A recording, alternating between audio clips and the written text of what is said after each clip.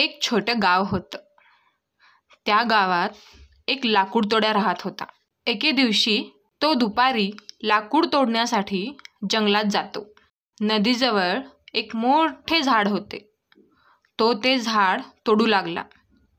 झाड तोडत असताना अचानक त्याची कुऱ्हाड पाण्यात पडते. लाकूड तोड्याकडे एकच कुऱ्हाड असते आणि नेमकी तीच कुऱ्हाड तो गमावतो. त्याच्याजवळ दुसरी कुऱ्हाड विकत घेण्यासाठी पैसे पण पुरेसे नसतात.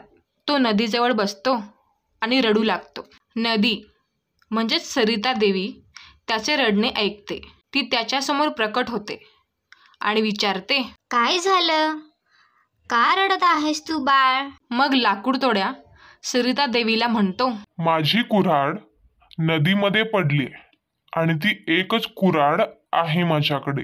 कुऱ्हाड विकत घ्यायला माझ्याकडे पुरेसे पैसे पण नाहीत. सरिता देवी हे ऐकून ती नदीत परत जाते. नदीतून परत येते तेव्हा तिच्या हातात सोन्याची कुऱ्हाड असते.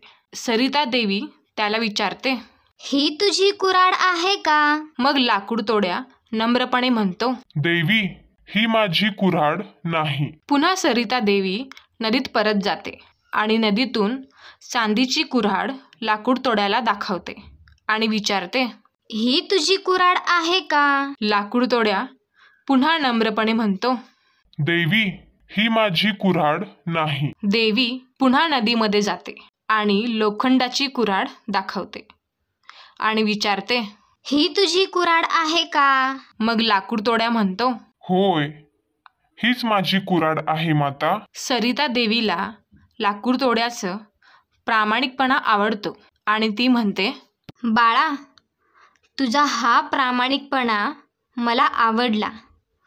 तू या तिन्ही कुऱ्हाड तुलाच ठेव. माझ्याकडून प्रामाणिकपणाचं बक्षीस म्हणून हे तू घे. आणि लाकूड तोड्या खुश होऊन तिन्ही कुऱ्हाडी आपल्या घरी घेऊन जातो. तर मुलांनो, यातून काय तात्पर्य मिळते? नेहमी खरे बोलावे. असेच मनोरंजक गोष्टी बघण्यासाठी माझ्या चॅनलला सबस्क्राईब करून घ्या.